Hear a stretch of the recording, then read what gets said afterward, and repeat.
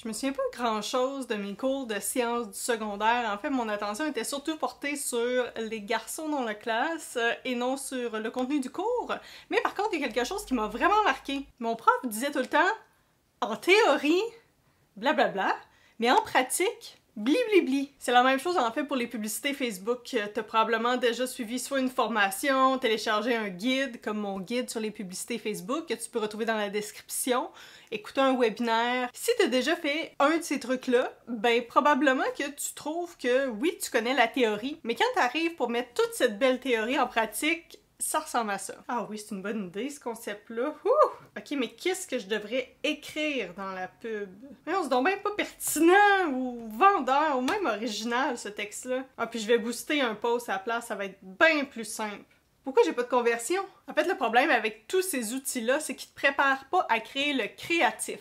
Ça, c'est du jargon publicitaire qui veut dire le texte, qui est la copie, et le visuel. Mais inquiète-toi pas, je viens à la rescousse avec la liste des 5 livres de copywriting et de marketing qui peuvent t'aider pour créer le créatif de ta publicité Facebook. Le premier livre, This is a Marketing de Seth Godin. J'ai mis ce livre-là en premier parce que c'est lui qui va te permettre vraiment de connaître ton audience et de créer une publicité directement pour cette audience cible. Puis un concept vraiment intéressant du livre que j'ai encore un petit peu de difficulté à grasper, ou pas à grasper, mais vraiment à incorporer parce que c'est pas le réflexe qu'on a, c'est The Smallest Viable Audience. Donc au lieu de targeter une grosse audience, on target la plus petite audience viable. Puis quand tu comprends ce principe-là, puis tu commences à l'incorporer dans tes actions, ben, tu vas pouvoir créer des publicités vraiment nichées qui vont faire en sorte que oui, probablement que ça va te coûter un petit peu plus cher par unité, c'est-à-dire par coût par clic, par exemple, mais les gens que tu vas targeter, c'est vraiment des gens précis. Donc, tu peux utiliser aussi un message qui est beaucoup plus précis à ce moment-là. Là, je vais essayer de trouver un exemple comme ça sur le fly. J'ai une idée.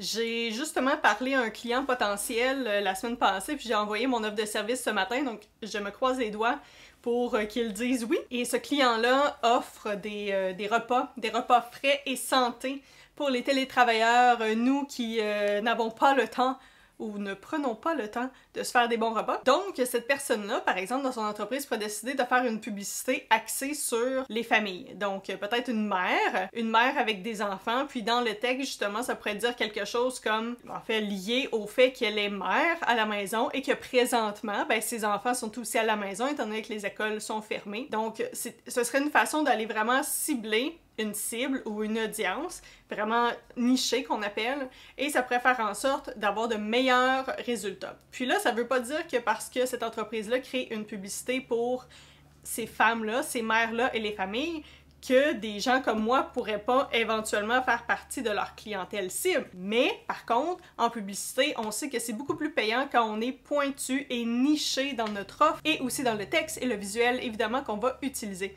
Donc, probablement que pour me cibler moi, ce serait un autre type de campagne, une autre publicité qui serait utilisée, une autre audience aussi sur Facebook, par exemple, et avec un autre message, parce que moi, ça me parle pas du tout, je n'ai pas d'enfant. Donc, ça me parle pas, mais des repas santé, par contre, ça ferait du bien, parce que disons que dernièrement, ça n'a pas été très santé, mon affaire. Deuxième livre que je recommande, Persuasion. L'auteur de ce livre-là, Robert Cialdini, est surtout connu pour le livre Influence, qui est juste ici, justement.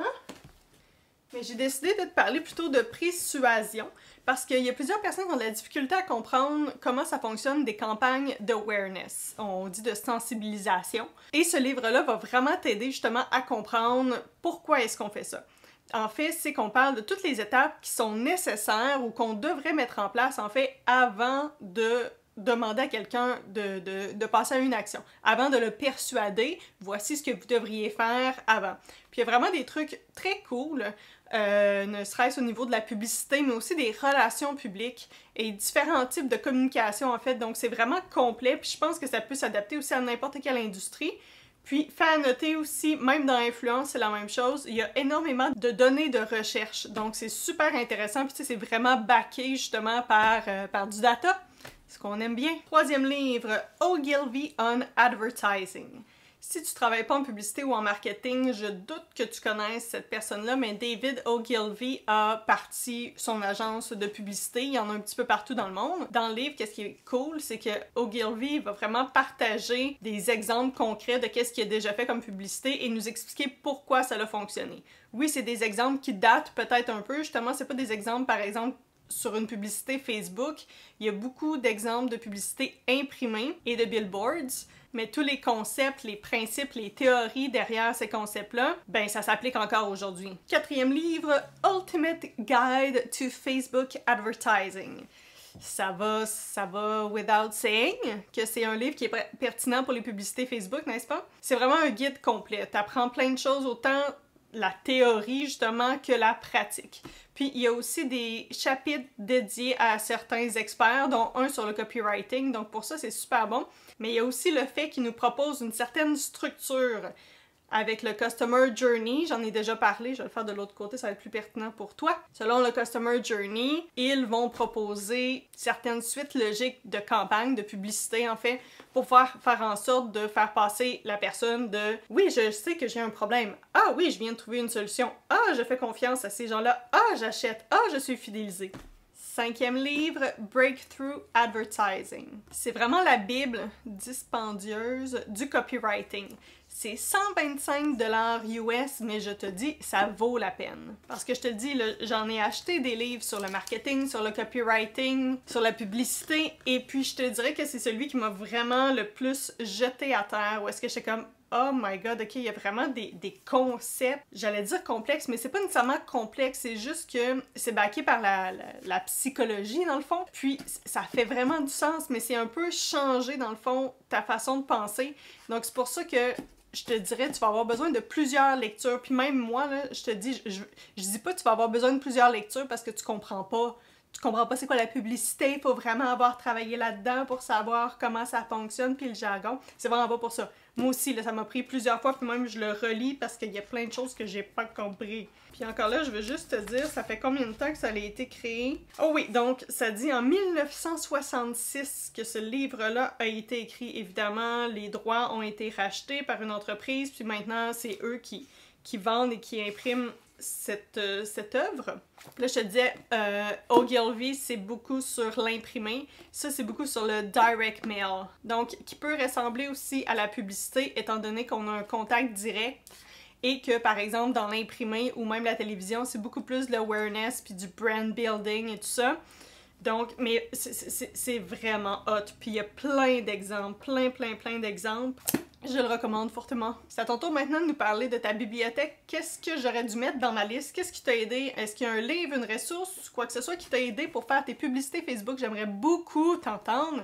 Partage ça avec nous dans la section des commentaires. J'espère que tu as aimé. Si tu veux avoir d'autres conseils sur la publicité en ligne, principalement la publicité Facebook, je t'encourage fortement à appuyer sur le thumbs up de cette vidéo-là parce que ça me fait dire, en fait, ça me démontre que tu es intéressé et que tu veux en savoir plus.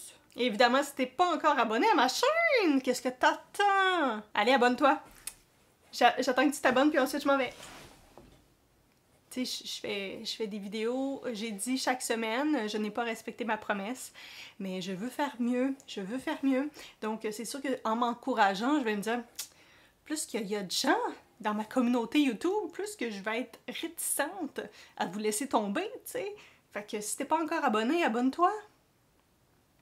Est-ce qu'il faut que je chante pour que tu t'abonnes? On va essayer.